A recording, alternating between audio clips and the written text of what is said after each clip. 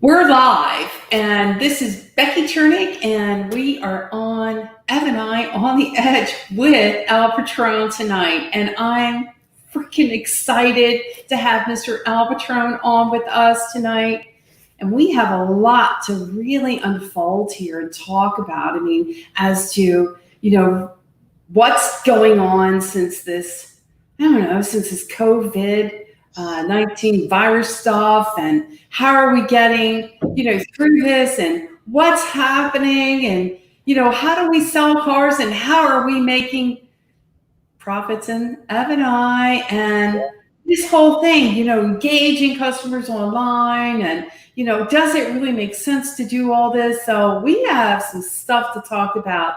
The other thing is, I've been watching Mr. Patronn through this entire time, and I've known him for quite some time, but I don't remember, where he just really made a huge impact, and how he really cared about, his team during this whole event. And I mean, he was crushed. He was freaking crushed that he had to shut down a dealership, and not so much for himself, so much, I think, for his people. And that's really what makes Mr. Patronn so freaking great, because people loved him. They love him. They support him. They love working with him.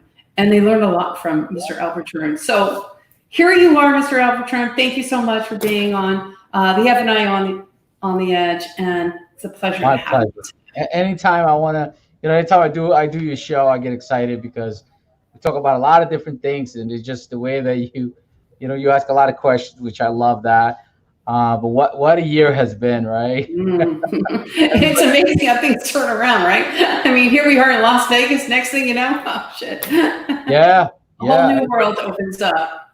Everybody can't wait, for this year to be over. They said that they said when the ball drops, everybody's gonna shout Jumanji. Well, here's the thing. I don't know about that whole thing. I feel, as much as I did not want to go through this, I'm still kind of thinking through what the hell just happened, if Yeah, you yeah, will. yeah. I Um, agree. we had this conversation, and frankly, it's like, what are we dealing with here? What just happened over the last 2 months in my life that Yeah, changed? And so I watched your post, and you talk about God, and you talk about that things happen maybe for a reason, that don't don't feel that you're alone here, right. that there's something bigger going on in our lives. And I happen to think the same way. I agree with that. This Yeah, whole thing has to change for a reason. I'm not right. doing this just because. I mean, there's something bigger playing on. So can I you talk agree. to us a little bit about that? And sometimes the storm comes, right, and we like, why, but maybe he's just taking away some bad stuff that you shouldn't have anyway. So it makes you wonder a little bit. Your faith gets tested, like, are you really going to trust, right? And most of the time we're the ones that get in the way.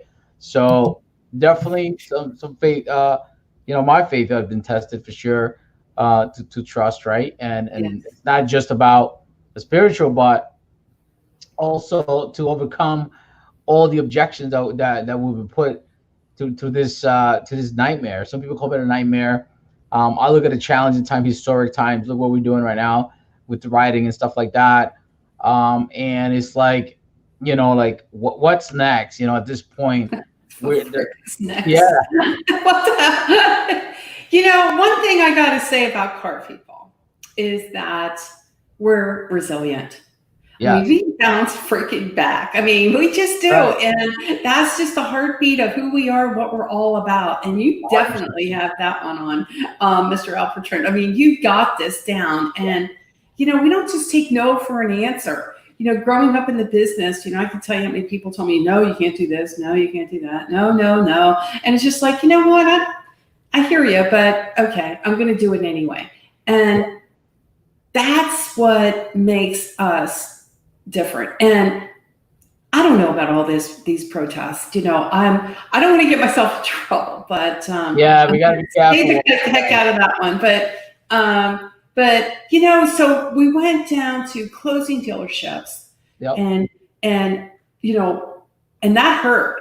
I mean, that hurt a lot of dealers, right? Obviously, yourself. It did because it's like, you start a new franchise, you get ready, right? You put your team together, and some people follow you because of your branding and what you stand for.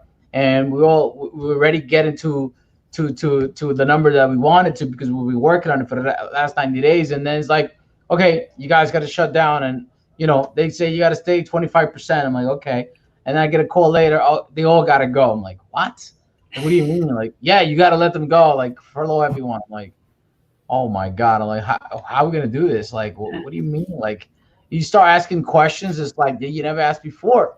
What does it mean? And what is happening? And, what's going to transpire, and things like that. So it makes you question a lot about, about your patience, your faith, and your tester, right? Like, what's going to go here? Are you going to trust and hope for the best, or you're just gonna fall into the trap and just be like everybody else, and the world's coming to an end? And I said, no, man, we gotta keep going. So I kept engaged with my guys. I kept texting them and sending them videos, just hanging there and positive stuff.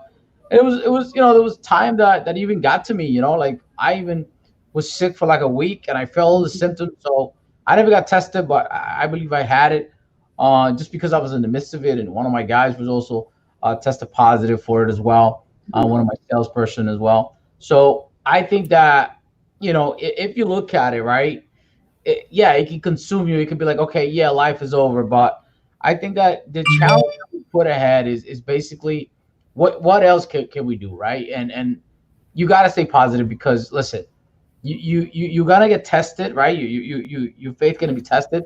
But it's that resilient that, I didn't want to take no for an answer. I took those couple of days because I didn't feel good, but I kept coming in every day with my F&I and say, listen, the whole industry is going to change. Every industry in the market is going to change because of this, and it has changed right now. Me and you talked plenty of times before about digital retail and all these things, and it's like, now we here, we got to do it like in 2 months, figure it out how to master it. You know what I'm saying? So the Carvanas of the world, and the Brooms, right? Look at these guys that, like, stocks are coming up, I know, right? Varun's going crazy, Carvana's going nuts, and yeah, everybody's ignoring it. And as crazy as this may sound, and here I am beating on the drum again, beating on this drum yep, about engaging customers earlier on in the process and how really important that it is. yep, Even through this pandemic, you're right, because there was a lot of dealers that were scrambling, trying to figure this shit out. They were like, oh my God, what do yep, we do? How do we make this whole thing happen? What do you mean we've got digital retailing? What do you mean? right. Where is it? Who's doing something with it? And it's like, okay, well, now we really need to figure this one out. Hmm. And what's interesting is that after this is all, I guess, done, right? Yeah, It was fun. It was 2 months. I mean, I've never had 2 months off in my right, life, right. frankly, that I can remember. In the car business, I was always working. I'm always traveling. And it's like, Becky, wow, you look like you're really refreshed. Wow. Well, I've never had freaking 2 months off ever. Shit. But now that we're like kind of back to like normal, it's like, oh, what digital retailing? Oh, we really don't need to do that. So, what are your thoughts about that? I mean, I is mean, that you forget got you got principles that they still think that things are gonna go back. Once this is over, like, oh yeah, no, people are gonna come back, and I got sad news for them. Like, it's not happening. Like, it's not going to. Just because it took a pandemic for them to get the car delivered to them, that doesn't mean that they're gonna want to come back to the dealership. I mean, look, convenience is everything right now, and me and you always talk about and go back and forth about F&I products and things like that. And what I realized is, through this pandemic, people were just eager to talk to you, right? Because they were just home doing nothing. So, the VDPs and everything, the views went crazy because so many people at home doing nothing but being on their phone, being on their computer. Um, and when you talk to them, and what I learned that is that they're willing to, if they trust the process, right? And if you tell them, listen, hey, 90% of the deal got to be online, and they go along with it, and you make it look so seamlessly, right? They Yeah. get the car delivered and whatnot. So think about that experience. Like, how would that happen? Because remember, people do remember how you make them feel. All right. Yes. You can tell them whatever you want to say, but when you embarrass them, when you make them feel good, those feelings last for a very long time. So if you make that experience a joyful one and they love the experience when they got their car, you took that picture, there's customers to this day that come and say, hey, I want to do your concierge service. They come to the dealership and they want me to deliver the car to them because they want that memory of the car being delivered to their house in the COVID so they can see it years from now. So even customers are actually requesting to do a concierge service because whether they see my social, they see it on my Facebook that the car got delivered at their house, at their job, whatever. So think about later on in 2 years or whatever when they get out of the car. I think it's 16 months or whatnot. Who knows what the number is going to be now based on COVID? But think about why would they want to come back to the dealership? Why would they not want to go through relive painful experience like we used to do, sitting there for 5 hours, 6 hours at the dealership? Well, So I wouldn't do it. yeah, well, here's how I see it. You know me, I tell it the way it is. Yes, Don't you do. sugarcoat it back, whatever you do. But I don't know about continuous home delivery. I know you didn't have a choice, or you did, or you could have done, I don't know, curbside, maybe. I don't know. But it's bad in New Jersey. It's bad in New York. It Yep. was dealers. I mean, try this one on. Why don't we? Right? Right. And see how that freaking feels. What Right. you had to endure over the past 2-3 months. I mean, it was not easy at It wasn't. all. It wasn't. PA, same thing. Pennsylvania, Mike Engel. I know he was online. He was talking about it as well. And frankly, it was nothing. It was very, very difficult. But I see as much as the online home delivery, yeah, but it's shortening, like you mentioned, it's shortening the time it takes to buy this car. Why can't dealers figure this shit out? I mean, why is it me? I mean, and I go through this a lot. It's like, why is it so difficult for you to figure out that people don't want to spend all day in a dealership buying a car? Why can't you go ahead and allow the customer to have some sort of desking capability to understand what they actually qualify for to some degree and get some of this stuff out of the way before they ever make their way into a dealership? Why can't we do that? Because it's stuck in the old ways. My boy Frederick says it all the time. You can bring him to the water, but you can't make him drink it, right? And I know guys right now that they spend hours on social media themselves as Yeah. dealer principals, but yeah, they're like, oh no, I don't believe in social media. I'm like, dude, you spend most of the time on the cell phone. What are you talking Yeah. about? Yeah, So, and there they are. So we got some comments here. So I'm going to go ahead and make sure I say, hey, Becky, Al Patronn, hope you guys are doing great through all this craziness. Thank you so much. I appreciate it. Hey, Becky and Rudy, I'm not sure who that is. all right. David is watching. Appreciate it. And here's your buddy Frederick. Here he Yep. is. You live, kid. And Yeah. then we've been open and it's been horrible. Yeah. Yeah, it's a tough deal. Justin Think Ad Group. Let's go, Rudy and Rebecca. Yeah, All right. right. Just, Most buyers were bored and non-essential. Not I exactly. agree with that one. So what are we talking about here? Most buyers were bored and They were non-essential. home bored. They had nothing to do. So can you talk to us about this sugar high? Great job adapting, Derek, the Think Ad Group. Yeah. And you shout out did. there. Yeah. You nailed it. I mean, We crushed it last month. These guys helped me out a lot. you Derek kicked and ass. Justin. Yeah. You So shout know, out to you them. really. They're still helping me out to this day. So, and that's the thing, right? They came out with products that are willing and they're changing the game, which is why, I'm bringing the show back. And I'm like, look, there's a lot of guys calling me saying, you got to have this, you got to have that. And, I'm going to read through the bullshit and see if it's really helpful, because there's a lot of opportunity right now. And guys are just building shit that maybe we already have, or maybe just the way it's presented. But there's a guy that called me this week and was like, oh, you got to have this, you got to have that. I said, okay, I'll give you 15 minutes. said, dude, I've been out since like 5 years ago. What are you talking about? You just got to call me. He just thought I'd come off this turnip Hey, truck. listen, I'm gonna call them out, whatever it is. But if there is a product, and there is a lot of things right now that are coming out that are great for our industry, and I think it's gonna make our life a lot easier and the clients a lot easier, and have some kind of, some kind of merge where it could be easier. Those are the vendors that I want to, highlight, and I want to have on the show to explain what it is that, obviously we'll test it out. And I am testing a lot of things right now that is helping us to make our life a little easier and the client a little easier too, because, there's chaos, right? There's people that are going right back to work. We opened phase one.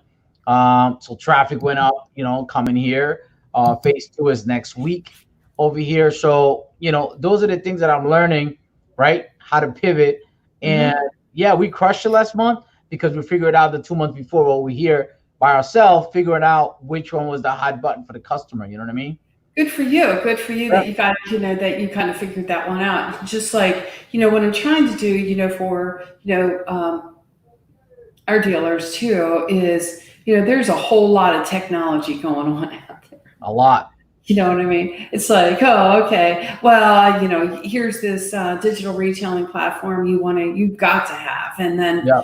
and then they wonder why it doesn't work, or it was like, well, we tried to do it, but I think we lost more sales than it made us back. So it's like, well, wouldn't you know it? That has to go in alignment to what's going on in your dealership, or otherwise that freaking deal's not going to work. Go figure, right? And I So, think right now they're not getting that. The no, digital retailing part is yes, the transparency part, right? yes. So Hmm. they're still bullshitting the customer to get up to the door, and then they do something else when they get there. That's a big disconnect on digital retailing.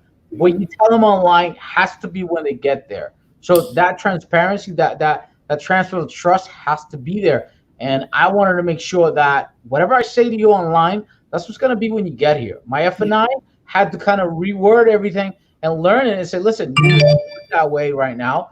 This is the new way. You got to adapt to what I'm saying, and we're all got to be on the same page. And there was a little, at the beginning, yeah, it was a little struggle, but that mindset, right? That transition of changing, like, shit, this is the new way that the buyers are going to be, and I got people coming and they calling me and say, listen, they gave me the runaround. You were very upfront, and I'd rather deal with you. Even if you don't have the car, get it for me, you know, 20 minutes after they left. So I went, I bought the car online.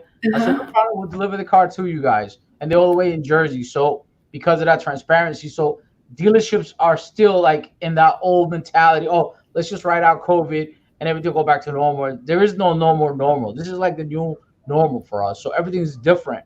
So you got to either adapt and you know what I'm saying, or you're going to be left behind, bottom line. I think so too. I think that we've got some comments here. Hey, Becky, great job to make the switch over to the new way of doing things. Oh, Patron, yay. Well, I think, we just didn't switch over. I mean, I got to tell you, I think between you and me, we've been talking about this for the couple years now, right? Yeah. So, we were dialed in, and it was like, this has got to be something that, We you were know, forced to do it, right? In two you were months, we're like forced. pretty much forced to do it. Hey, the world's shut down. This is the only way. So figure it Yeah. out. You know what I'm saying? We've been telling for 5 years. And like, oh, it's not here yet. It's not here yet. Paragon Honda's delivering cars. Like, hello, it's here. Here we are, let's go. And so now we have to figure out a way. How do we get these customers in? How do we do a better job? And, being able to just kind of communicate with the customer and that sort of thing. It's just like, because if you're not, call it cornering, call it whatever you want to, but if you're not doing that, you're not selling cars, right? I mean, I don't know. I I mean, I feel bad for the managers that don't like to pick up the phones. I feel bad for the GMs that don't like, every deal goes through me still. I still talk to every customer. I have a sales manager too, and he's starting to learn the new way. Like, this is the new way, dude. Yeah, you got to be involved with everything because customers want to know, that manager's on the phone giving them numbers. Yes, this is what's gonna be. I'll meet you when you get here, and when they get here, the experience is just so nicely when they get here. They go to the dealerships, the car's not even ready. They're telling customers, and I remember the days where I used to tell people in Brooklyn, listen, when the customer calls, have the car ready outside for them. You know what a difference makes when they call for that car. You have the car outside parked for them, ready with a dealer plate for them to drive. That wow factor makes a big difference, okay? When you have that car ready for them outside. The customer came all the way from Brooklyn, says, I called 3 different dealerships. One of them didn't even have the car. One of them told me they had the car, and when I got there, I have to wait an hour to pull the car. I have the car waiting for them outside. They come in, say hello, cup of coffee, whatever, right? Go test drive your car on your own, come back when you're ready. They spend a little time outside, they come in, we work out the numbers, no problem. So I'm taking a lot of business from these guys because they're pissing off people because they don't want to adapt to the new way. So you know what? They're pissing them off. More for me. It's like they just don't want to get it. It's just like their freaking egos just cannot figure it out. It's just like we were talking about some of these other third-party providers, and they're so freaking successful because they're listening to what the customer wants to do, right? Yes. They're not debating whether or not it's right, wrong, or indifferent. They're not debating, well, we'll wait until the customer gets their way into the F&I office and we'll talk about these terms. Jonathan also mentioned, like any other type of over-the-top prices, what will happen is that the innovation will dictate. The dealers that will embrace tech and bring in staff that will work with it effectively will survive. Auto industry dinosaurs are in danger of extinction. I can't get X words. But you're right. So Jonathan, absolutely. Okay. And Anthony Santangelo, 100% agree with you, Rudy. Anthony. He's a grandpa now. He's a grandpa. Shout out to grandpa. He's a grandpa. Change is constant. Preach, baby. And wow, that's awesome. The GM at a prior dealership board hid in his office, never engaged with the customers. That's the old mentality. You know, I'm the GM. I'm gonna sit back there and just call me when the building's on fire. That shit is over, okay? You almost got to TO the calls from the BDC and jump on the call and grab that customer because guess what? They call in all the dealerships and there are GMs and there are managers that are doing that. The ones that are not, unfortunately, they're losing the deal. They're losing the sale before they even get there because I'm going to get on the phone. My sales manager is going to get on the phone, say, hey, this is the car. I'm going to give them the numbers up front. I'm going to tell them the price out the door. I'm discussing everything. I'm giving you the APR on your phone. I mean, so let me just say this. These guys can't freaking stomach that. Patronn. They're thinking, are you kidding me? I'm not doing this shit. I'm not going to do that. You know why? Because they're weak. Okay, and I call them out. I don't care if they're weak. They don't want to. They're scared because you know they're negotiating for weakness. All right. If you have a good product, okay, sell it. It's okay to make profit. And I tell the customer, yes, I'm gonna make money on you, Mr. Customer. I'm not here for free. The lights got to be paid. I got to pay Ray over here. So guess what? When you tell them that way, they like that. They're like, this guy's up front. Yes, I'm making money on you. No problem. The whole world makes money, okay? That's just the way it goes. Bottom line. Mr. David Cribs is in tonight. I just wanted to say hello. Mr. David Cribs, thank you so much for being on. Mr. Scott on. Yay. I know, Mr. Cribs, he's freaking awesome. And then Derek, he's saying, customers are going to expect alternative options for buying. Some dealers will miss out on this and will lose them lots of deals. I can't wait for my lease to end. I'll be doing 100% home delivery and looking for that option. It's all about the experience. That's Derek, right. yeah? And he's from California, you know, the Silicon Valley boy over here. Mr. Valley boy. You know how those guys are. Yeah, I know how they are. The tech guys. No, just tech guys. Yeah. He's a genius. He's pretty smart, actually. You know, again, I don't necessarily breaking away from the brick and mortar stores. You know, I kind of like it going there. It's just like me going to Barnes and Noble and pick up a book. Look at JCPenney. Becky, JCPenney's gone. JCPenney's gone. Come on, Becky. Wait. But, you know, I just don't want to spend. I think it's more like I really want to have I want to know what I want to have half the stuff. I want to have most of the stuff out of the way before I go into a dealership. And that's where dealers don't want to give up that. They're scared to death. Let's talk about that because the reality of it is that this is a huge profit. F&I is a huge profit center. You know this, right? Mm-hmm. Right. I kind of figured you did. So here's the thing. Dealers are scared to death because I don't necessarily want to mess with that. Let's kind of leave that one freaking thing all alone. I put my vehicles online. That was enough. Then I had to put my pricing online. That was really that's really what caused us to lose profit from the front end. Now you're expecting me to put my stuff on the back end. I'm not doing that. And, Right. I'm not going there.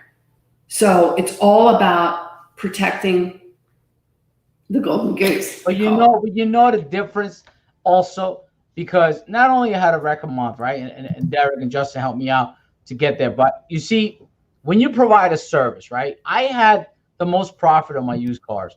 You know why? Because the process, I gave the same process to everyone, right? It doesn't matter what score you are. Doesn't matter if you're going through CAC or you're going with TD Bank. I'm going to walk you through the same system. I just deliver a car at CAC to a customer's house. Okay, it doesn't matter oh, this one's an 800 score. I'm going to treat them differently. No, you get the same pitch across the board. And guess what? Most of them, right? You don't ask, you don't get. So my penetration on the warranty is about 82% because I pitch it every single time, no matter who's sitting in front of me or no matter who's on the phone. And most of the time they go for it because it's how you sell it and the value you give to the customer. But these guys don't even want to give the customer the price. Oh, just get him in the door.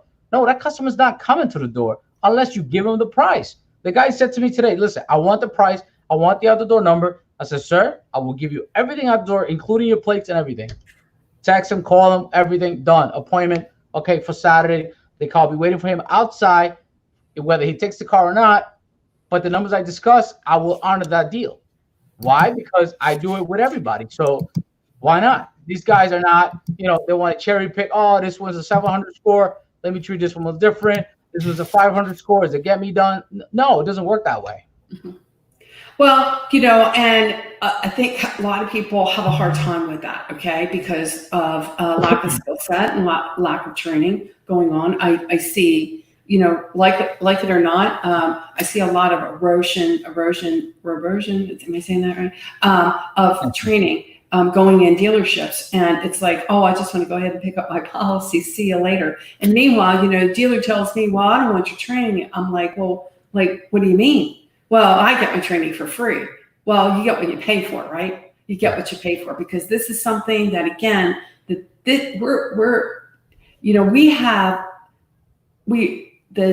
skill set is eroding. We have no consistency in our presentations.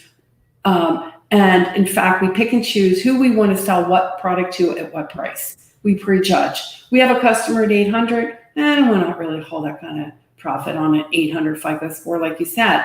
I have a customer. Oh shit. Okay, well that's freaking easy. 550. I'm going to hold it all as long as I can go ahead and get the back end done. I'm going to town, and that that eventually messes with people. I mean, it does. You don't do shit like that. And if you can hold your own and you can be consistent on every one of your products 100% of the time, I can own that. That's something I can be confident in. Right? And I think right now the way the industry is going, because I said to my guys, I picked 3 guys, right? The top 3 guys. I said, you guys are gonna come in. You're my selected ones. I said, I'm going to teach you from A to Z how to do a deal. You're going to become like a mini manager, pretty much. Mm-hmm. Okay. Not only are you going to sell the car, you're going to hang the deal. You're going to load up the deal. You're going to discuss payments. You're going to give the interest rate to the customer. You're going to pitch the warranty, everything that I'm doing. So they're watching me doing it. And now they're starting to close their own deals, because guess what? I'm only one person. My sales manager is only one person. So I cannot talk to all the customers, because as we open, we're going to get busier. So I want them to become mini El Patronn. So that way they can just give me the folder, say, hey, I got $5,000 on deposit. This guy's going out tomorrow. He knows everything. So this is the new way. So either you teach your guys how to do a deal from A to Z, okay, with every single customer, so they can overcome all the objections. And that's why I still came here every single day to learn all the new objections that we come, because, the worst thing you want to do is put all the effort, put all the energy, and then they send you a text, and 3 days later said, oh, I changed my mind. I don't want the car anymore. So they didn't know how to deal with that, Right. So what do you deal with that rebuttal or the warranty rebuttal? There's a lot of rebuttals that we're learning, and now they're all trying to get it, like they figured out the word tracks that I'm using, and they're using it to close their deals. So these guys, these GMs, these F&Is, You got to make you guys become GM F&Is, kind of like across the board. Across the board. Okay, so now you're good. You're getting into my territory again. But here's the thing I want to talk about. Mr. Ted Ames is here. He wanted to say hello to you. I don't know if he's still on or not, but he's here. Mr. Ted Ames, thank you so much for saying hey. And then we got Mr. Jason is here in the house. Jason's in the house. Yo, and he's talking process. Yay, Jason. Right. Okay. And then Jonathan, yo. Every store needs a mini Patrons. Absolutely. I absolutely love this guy. Not because he's like-minded, but I'm just saying. I'm your favorite. You can say it. I'm your favorite. You can say it. You were my favorite 2 years ago. I mean, are you freaking kidding me?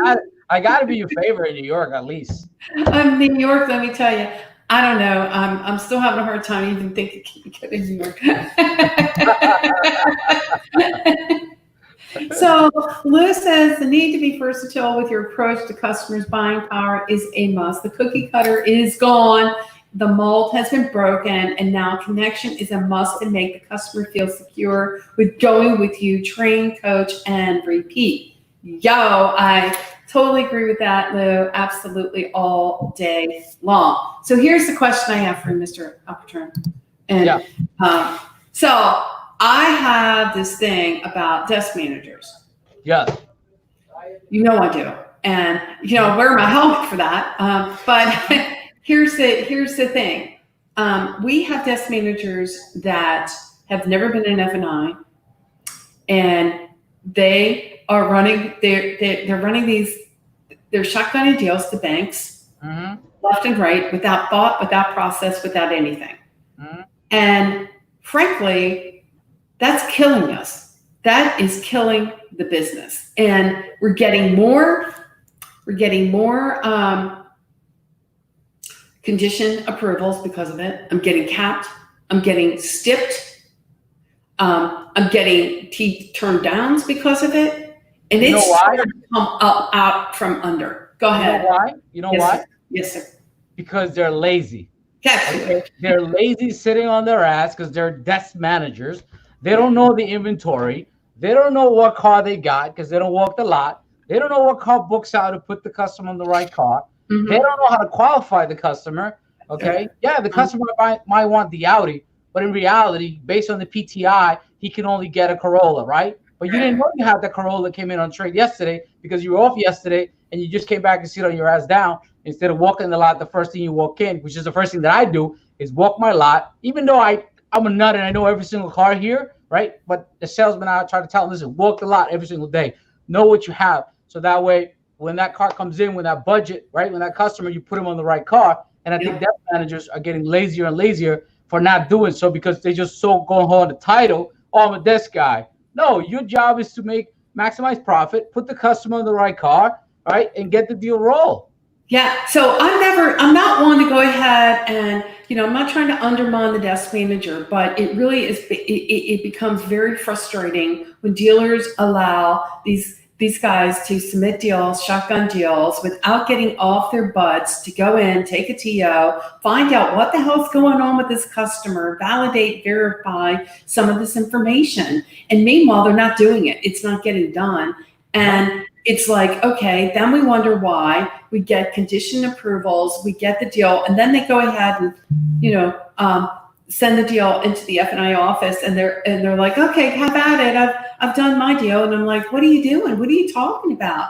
You literally, if we would have done our due diligence, perhaps, and like you said, perhaps knowing your inventory, if we understood what our banks buy to begin with, if I could tell you how many times these guys tell me our banks don't care about look to book, and I'm like, bullshit, and maybe they don't. Maybe they're like, just send us all your business. We'll be happy. But meanwhile, they just end up costing you, I don't know how many thousands of dollars, because if you would have known your other bank would have wanted an additional $500 down, if you would have gotten an additional $500 down, you would have made $1,000 or $1,500 more in profit, right? Without having to freaking cut your advance or your profit out of your deal to make a freaking deal. Listen, get off your ass and go talk to the customer, right? Amen. You'll find out exactly what car you can put them in that customer. I can find out in 5 seconds what car can I put this customer in based on a few questions that I can ask. But most of them won't do it. Most of them want the salesman to do it, and they just, I'm at the desk. I'm a desk guy. I'm a desk guy. Or in fact, even when I go,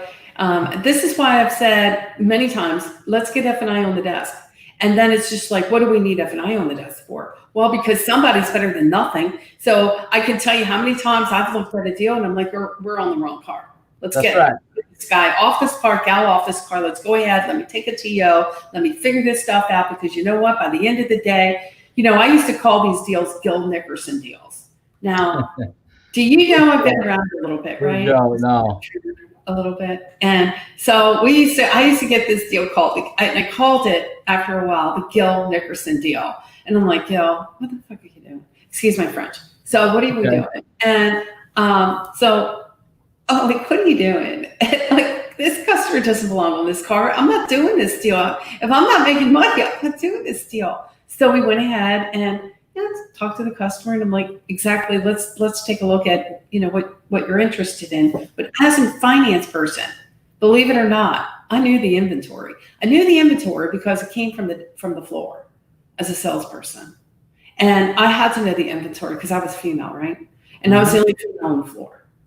So I really had to know, I had to know my stuff, right? So that really helped. That really paid off in dividends. So again, I know it's just like, okay, Gil, here it is. But that really made a difference in my career going forward. And never, there was a time when I got on the desk, it's like, or as an F&I director or whatever, it was like, let me see what you're working with. Let me go take a TO. Let's figure this stuff out. We're selling cars and we're going to make a profit doing it. We're not giving up the profit. And the difference is now you're doing it over the phone, right? So you're doing the same thing, just not in person.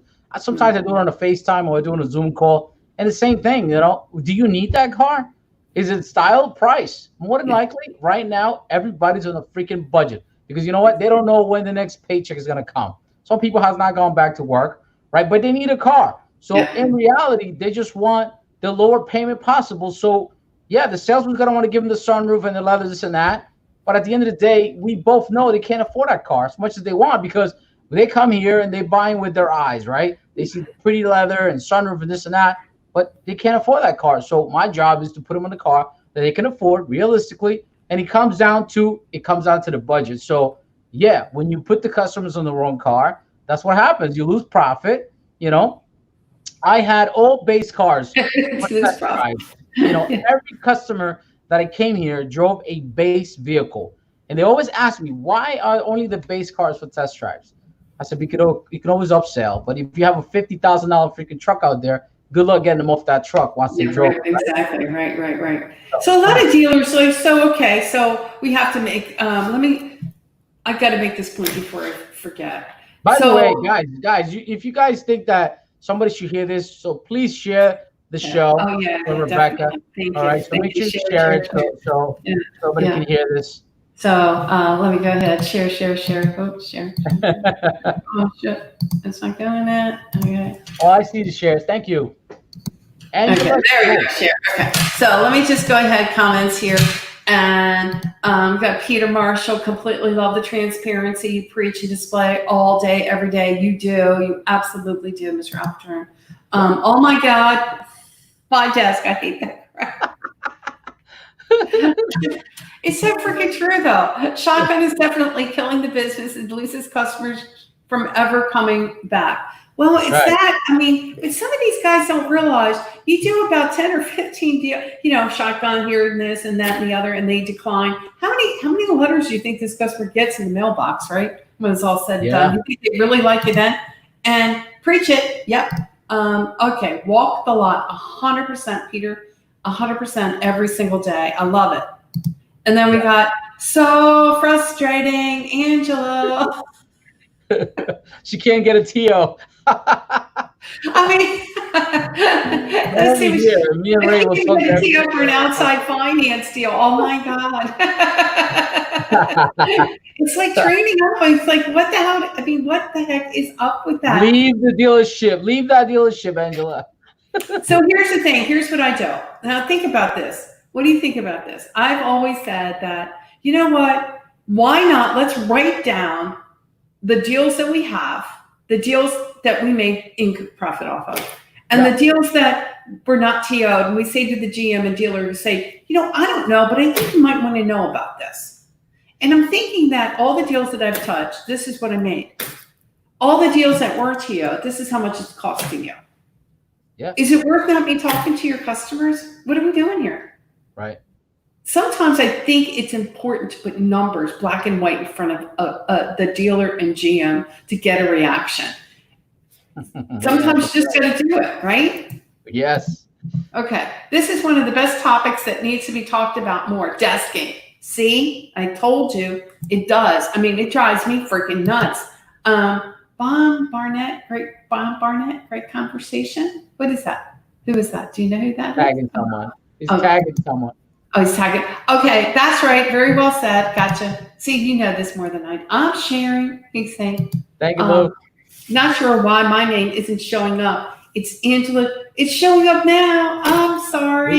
We got you, Angie. It happened. Oh my God. You know why? Because maybe it's because in the F&O Today group. She sounds frustrated the way she's texted. So. She's like, holy shit, what are y'all doing? How come I can't get my name there? Hello? What are y'all doing in there? But I think that is a really frustrating thing about what's happening on this desk and why is this allowed to continue to happen. I'd like to see a lot more training when it comes to desk managers. I don't get why dealers don't see the importance of this training. I can tell you how many workshops I've had over the years, and I've had sales managers showing up to the workshop. And you know what they say to me? I don't even know why I'm here.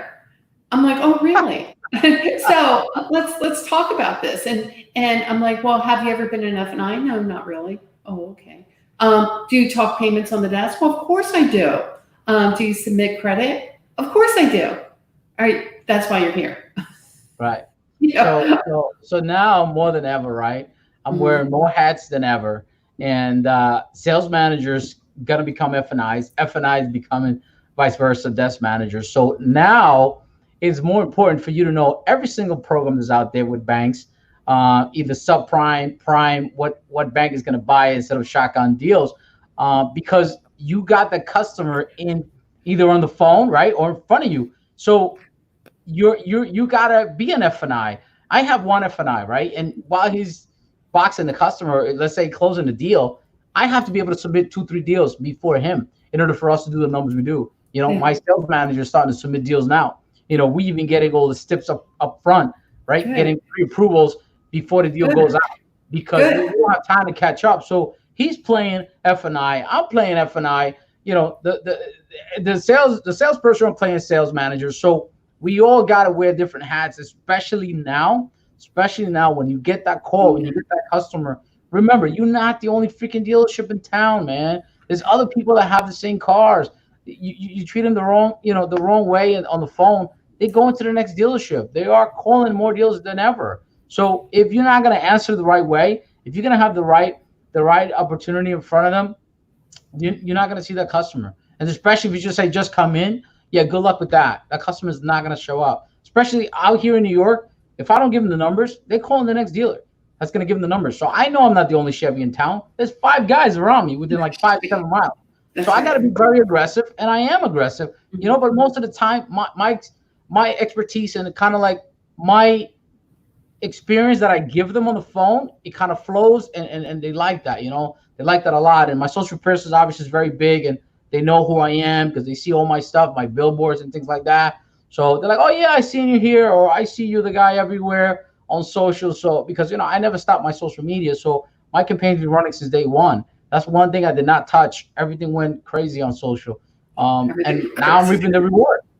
Yeah. And so I think it's really important that we do, and I think you hit the nail on the head there, is there's no more separating departments, segregating. There's no more segregation, as it pertains to, desking, the sales management, the tower power, and the F&I, you do F&I, and you do what you're supposed to do and close the deal. So everyone has, for years it's always been, well, I don't know how to use this technology, and I don't need to use this tech, and I'm like, well, no, you need to know how to use this technology. You need More to than get ever. you need to get it together, right? And More than ever. you have to, and it's no more this, well, I don't know the technology, I'm going to just send the steel into the F&I office and let them have at it, and they can clean it up and take care of this deal and that sort of stuff. Those days are over, right? Big time. Yes, they are. Right? Big time. Yes. And so the sales managers really, and I'm not here to pick, a sales manager who's been there, who supports, who knows their banks, who gets it, who supports, I think it's awesome. But the guy or the gal that's, thinking it's still the 80s, everyone has to be able to take a deal from beginning to end. Mm-hmm. If in fact, how many times I've had a sales manager who's actually been in F&I, this is going to blow you away, who has been in F&I and gets upset because F&I is backed up and the customers left the dealership because they wouldn't wait. Yeah. So the next day I go in, he's like, let me tell you how upset I am. I am upset because it took too long for F&I. And I'm like, you had one F&I person, you're 5 deals deep, you had a customer who's upset. Why didn't you take the deal? That's right. Why didn't you present the menu? Why didn't you print the deal? Because you're capable of doing that. So I told my F&I that he had to teach my sales manager how to print his deals. Amen. Because you know what? He's off today, but we're still delivering cars. So me and my sales manager are structuring the deals. He's printing the deals, giving the MB50 over there. So the car is still rolling out. So this is the new way. So we even learning how to print our own deals. I don't get involved with the printing shit because I really just don't have the patience for it. But he has the patience for it. So I'm like, okay, here's the structure. We already closed the customer. Go print the deal. Have a nice day. We don't need an F&I. F&I comes in tomorrow. Okay, I made money yesterday without being here. Let me get it funded. Everybody works together. It's not like, I'm up at the desk and I have all this power. No. I am, I don't have to go print that deal. And those guys don't last with me. Not even like 3 days. I just fired them. I said, dude, just leave. I don't deal with those guys. Yeah. If you're not a team player, if you're not gonna get your hands dirty and do what you got to do, if I'm the guy, right? Sometimes I drive cars, for inspections on the weekends because, listen, somebody got to drive the car and I live far, right? My driver's off or whatever on the weekend. So I'll even take that car to get inspected so you can deliver the car. So, and I'm here, right? Manager, partner, whatnot. So if you can't do a simple thing as closing a deal in the box and taking the deal and printing it, then I don't need you here. You know what I'm saying? So we all win. Yeah, I think so. I absolutely agree with that. Angela definitely agrees with that. So we have Lewis who says that's why training in dealerships always falls flat. Sales managers seem to think that they're above training and role playing. I am so glad I'm not the only one saying this stuff because I'm tired of talking about this because it's like, oh, Becky, you've got a heart, you've got it in for a sales manager, and I just don't. If everyone is training, then it's sustainable and will produce a result. Everyone should train and role play every single day. Absolutely. The whole team can and needs we all need to get better. You can't hold anyone accountable until you hold yourself accountable. So here's the thing with this one. I couldn't agree with you more, Lewis. Absolutely, all day long. And I can tell you how many times I've had these guys. I know I do a dealership training too, right?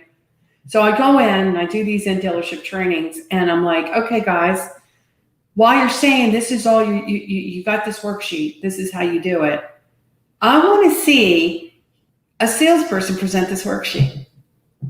Y'all tell me you can do it and you're not doing all that good. You can't even overcome an objection. You can't get up here. You're a little uncomfortable.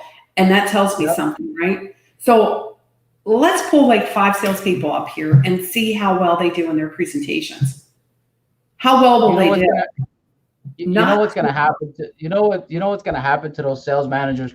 It's sad, but to those sales managers who are stuck in the old ways, they're not going to have jobs for a long time because guess what? The owner's going to figure it out, and he's going to say, this guy's still doing things the way pre-COVID. He's not willing to adapt. He's not willing to get on the phone and talk to customers. He's not willing to close customers over the phone, do the whole online experience. Why is this guy having a record month over there? Maybe because he's adapting, right? Why is this other guy selling more cars? Because they're adapting. So eventually, those owners are going to be like, you know what? I know you've been here for a long time, but I got to move the needle. So I'm going to hire people that are already adapting to the new way. So those managers are not going to last for a long time. I got news for you. That don't want to learn F&I, don't want to give customers numbers, they don't want to talk to customers. I don't want those sales managers. I tell you that right now. For me, they're fired. Like, they don't exist. Well, while we're at it, we can go ahead and hit hard on F&I. Here's the thing. I figure too, it works both ways. And my biggest thing is, you know what? Let's get out. Let's get about. Let's get involved with our salespeople. Let's have a sense of urgency. Quit sending the salesperson back and forth, back and forth, back and forth. Ask him this, do that. That's just freaking ridiculous. Get yourself out of that office and go ask the customer yourself. Right. And or up at the desk. Get involved, get engaged, get a part of the sales training meetings, come up with something and, be proactive with this whole thing. A lot of times, F&I people, I'll tell you, I get it. We get complacent and, we can be in our office and we're on the phone with the bank, maybe, and it's tough to get out from under and do an interview. They won't do it. They just won't do it. It's really kind of really hard for me to do. But yet when they do it, they find out, oh, by the way, I know what I've got. And chances are, now that I know what I have, I'm going to be a lot more successful. So that kind of works hand in hand. And the closing ratio, it's almost like 70%. When you talk to the customer, right? I talk to them, and I've been talking to them for a few days.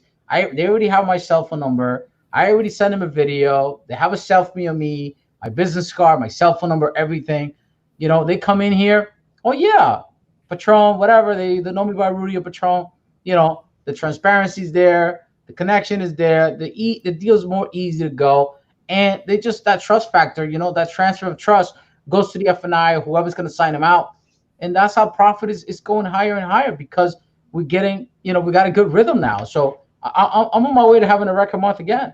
There you go. Because you're doing some of these best practices that really make a difference. And so I'm just asking some of these guys that are listening tonight, okay, that these methods, these techniques, they work. How is he, we're 2 months away shutting doors down. I remember that moment. I remember when that happened. And you reached out to me that day. I did. I was like, wow, are you okay, man? Yep. I could feel the pain. I feel the freaking pain. And I was like, damn, are you going to be okay? Are you going to be all right?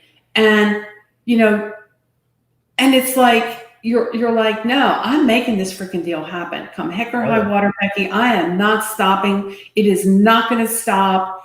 And you put in and made some changes, whatever that it took, and it's working. So I don't understand how others can deny that and say, hey, I'm just going to keep doing what I've been doing. No thanks anyway, guy. It's all good and it's all fine. But, we're just going to wait until this thing gets back to normal. Remember this, in 2008, over 800 dealers went out of business, okay, in 2008.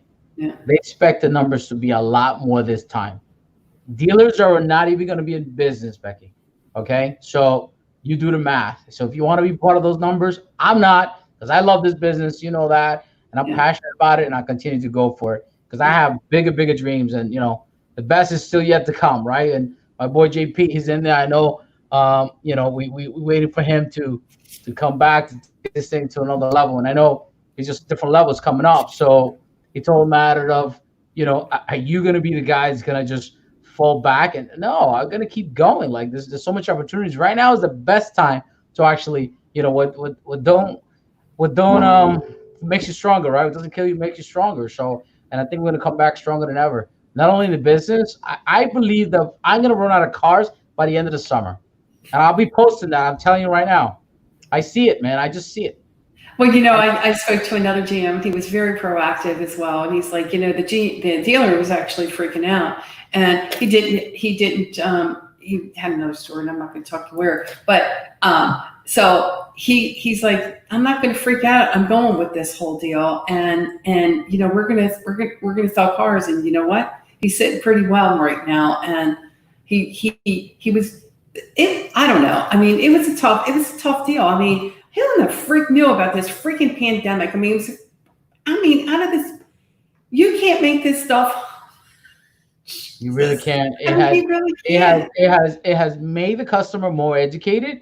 The customer knows more about finance. The customer is more aware of the car they're getting, right? The customer knows if you're playing games with them. That's why they want to test you if you're going to be upfront with them. So, just be upfront and just tell them what it is, so they know already. They did the research. They've been doing the research more than ever because they got nothing but time. So they're just testing you if you're going to just lie to them. If there's 0% on the car, just tell them, yes, there is, if you qualify, right? Why hide it? What a scary thing for a lot of dealers because they're not used to doing that. I mean, they're just not used to freaking doing that. They're just customer's not. Going to go to the dealer that's going to give them the answers. Bottom line. They're like used to waiting till customers get into the dealership to talk numbers. That ain't going to happen, guys. I'm telling you. That ain't going to happen, okay? Yeah, well, Lou says here, this is what Lou says, the customer knows that things have changed. It's time car guys and car gals realize going backwards is not an option for customers that have tools to help themselves, the need guides in how to use these tools. So, correct. Yeah, well, you can, like you said, you can lead a mule to water, but you can't make them drink it. And that's a lot of stuff going on right now, I got to tell you. Angela, that's a great problem to have. And then, Justin, when you're in a store grinding it out, it's very easy to burn out. You have to have the right mindset to do all the little things right. I spent years on the desk, years in the box, and years taking ups. It's hard to stay on all the time like Rudy does. That's what makes you so great. So, do you believe that? Listen, I'm passionate. Don't get me wrong. I don't want to take that away from you that you're not phenomenal at what you're doing. You really are. I mean, I can begin to tell you how many times, I don't know, maybe a couple minutes. Even if you tell me that I'm not, even if you tell me that I'm not, which you won't, I still know that I am. So that's all that matters. You just have a school for that, right? Just keep on saying. Look, Becky, all jokes aside, right? I believe in myself more than anybody else, and people's opinion, I really don't care, they're just their opinions at the end of the day. But I found a way that in a pandemic, I'm still thriving. So if that doesn't tell you, right, that there is a huge opportunity here, then I don't know what to tell you. Like, I'm still doing record numbers. I'm still going to continue to do record numbers because my process does work, right? And I tweaked it to the way the clients have changed, and I think the way the industry is going. I think the industry is going in that direction, and I think that we're going to be very, very busy this summer. I really do. We're not even open technically yet. Dealerships in New York City opens phase 2. No, we're not open yet. So I had no idea that you guys were. Yeah, we're not even open. My doors are still closed. I can only do remote delivery from the service department and concierge delivery. So I can only imagine, when we do open, how much business is going to be there. So you're still doing curbside deliveries right now? Yes. And home delivery? Yes. Are you kidding me? No. That's what I'm telling you. I'm telling you, I'm already blown by this pandemic. It's gone. Georgia's been open since. You can only imagine how things are going to be. So you guys know. And you're like, I'm having a killer month already. It's already better than what I had before. And I'm like, oh, okay, well. Yeah. Go figure. So when the doors finally open, boy, are you going to crank? Are you going to drive it home?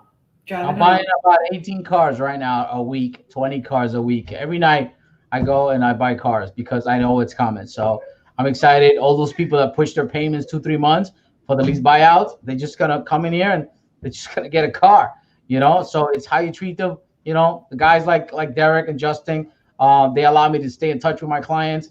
every single day, right? With the texting and things like that. So, I'm blessed to have them on my side and do anything for these guys. So, because they are those thinkers that they know that the business is going to change, and their stuff is really, really good, as far as keeping engaged with the customer. So I always stay in touch with them, sending them videos. I'm big on videos. So I was able to send my videos to them through their platform. And I think it worked wonders. I'm still selling cars off of it. So it's working. So I'm sorry. I think I should have known that you were still, doing curbside deliveries. I'm sorry. I kind of thought that we were, why I thought all that? why? Well, since the riots and Yeah, all, we protests, so we're considered that's like, what mask? So we're considered phase 2, right? Phase Yeah, 2, which is going to be the middle of June. So that's when we officially allowed to open the doors and change the hours and everything like that. So we're getting ready this week for now. My sales managers doing the new schedule for the guys so we can have coverage.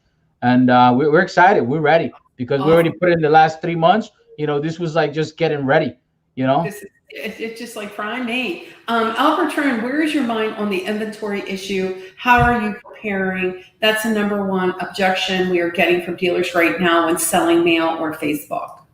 Yeah. So right now our group has our own buy-in center. So we have about 19 locations throughout the country. So I have access to all cars. We buy about 800 to 1,000 cars a month from consumers. So I have access to any car I want. That's why I tell the customer, if I don't have it, I can buy it. Just like that customer in the Jeep, I was able to find the car within an hour, 2 hours. I just call one of my locations, or I go online. I have access to all the cars, and I'm able to get you any car you want anywhere in the country. I can just have it here in a couple of days. Wow, awesome.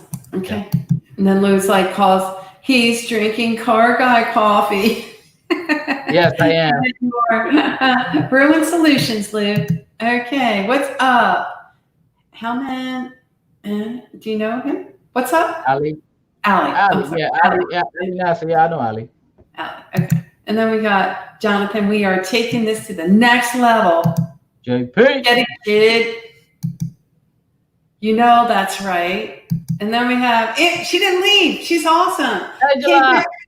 I gotta reach out to Angela. She is a diehard. I like that. Okay, can't get into the dealership to buy, but you can go to burn, loot, and break out windows. Yeah, I don't know anything about that. We're gonna stay off that topic for now.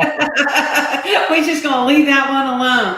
Yeah, no politics. Yeah, no politicking. That's the rules. That's not us. That's not who we are. But I gotta tell you, I think again with what you've been dealing with has been phenomenal. Terry Gibson, hey, what's up, guys? Yay! Okay. Jonathan, we love you, kid. We live, kid. We live, kid. We live, kid. That's awesome. So, I think again, Becky. Becky. Yeah, Becky. You should do the tank tomorrow night. Oh. You should. It's fun. Okay. You tell me where. You tell me when. I'll be doing the thing with you guys tomorrow night. What time is this? I think it's 9 o'clock, so it's probably past your bedtime. I have to get in bed early, I got to go ahead and keep my my fresh look. Yeah, I know. You stay young forever. I'm like, I try. But I think this has what you have done. I can't thank you enough for being here and on this night on the edge, because really talking through what do we need to do to make a difference after post-COVID and how to really make it happen. And we have got to be able to all work together, and everyone needs to be able to work a deal from the beginning to end. And we need to train up our sales staff. And this stuff, keeping these guys in the dark, is kind of stupid. What do you think? I agree. I think this is the most important time. I think of every day's training. We're learning new things with the customers, right? You got new objections that you didn't have before. The transparency part, some guys are still reluctant. Even salesmen, they've been selling cars like this for 10, 15, 20 years. So for them, these are the only word tracks they have. So now customers throwing curveballs at them, they don't know how to handle it. So I want to make sure to teach our guys how to handle those objections right now, because that's going to be the difference between you making a sale or calling the next dealership that's going to be ready to handle those calls. I want to be the dealership that handles those objections no matter what and overcome. Yeah. And I think that right now we're doing just that. And my guys are going to be there. They're going to be there because they're learning the new way. They're adjusted. They're pretty much like, listen, this is the new way. We're on board with you. We're going to go this way. Sales manager's on board. Like I said, he's doing F&I things now. He's printing deals, DMV, and this and that. So Angela, he's printing DMV stuff. Yeah.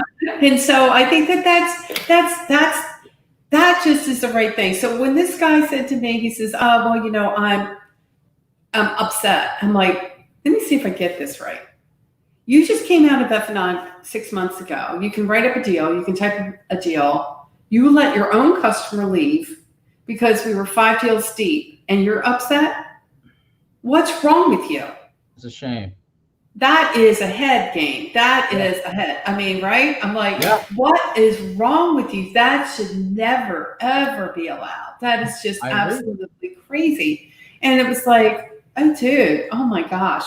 So, with this COVID stuff, I think maybe in some way or another, crazy as it may sound, it might have helped jarred the car business a bit and saying, you know what, there's better ways of doing shit. There's better ways. Because he gave us a way to reset the clock. If you were giving away city and you give away motors and you were giving away shit because of your process, now is the way to change that, right? And you know what? I don't want to give away motors. I want to make profit, but I got to make some adjustments, right? So now you have the time to reset the clock and really how you're going to be for the next 10, 20 years known in the community. If you just got to be the guy that whores cars out, you're going to be that guy because you're not going to change. I don't. I get paid on profit, so I want to make more profit. And you know what? Profit's not a bad word. Profit is not a bad word. It's how you know what I mean? So if you're picking and choosing who you're going to sell what to at what price because you think somebody's stupid or this, that, or the other, that's where you lose. Consistency is confidence. Confidence, you go all in. You go all in. And I absolutely 100% agree with you. And good old Angela over here says, thank you for both of you. You're welcome. You're very welcome, Angie. Ain't her night. We got this. And then we have one more. Great conversation, everyone. Fred and I can't wait to have you on the show. Becky, all right. Those guys are nuts, by the way. They'll have you till like midnight. Jason did it till like 3 a.m. in the morning. Oh, shoot. I don't know if I could do 3 o'clock in the morning. They'll pre-record it. I'm in bed by 11. They're great guys. Yeah. So I want to tell you, I got to tell you again, thank you so much, Mr. Patronn, Rudy. Very welcome. For coming here again on the F&I. Just call me Patronn, the Mr. You're making me feel older. Like this is my 40th. Respect. It's all about respect. We got respect. I know you for years already, so you can call me Patronn. The Mr. part, you're making me feel like too old. Well, I always say Mr. When you come to Georgia, they always say Mr. or ma'am. And I'm like, can you quit calling me ma'am? Yeah. Why, ma'am? Because you're making me feel ancient. I know. Like, I really don't want to be called ma'am. So I get it. Thanks for having me. I know we wanted to talk about this for a while. Yes, and I'm very excited for what's going to happen, in the industry.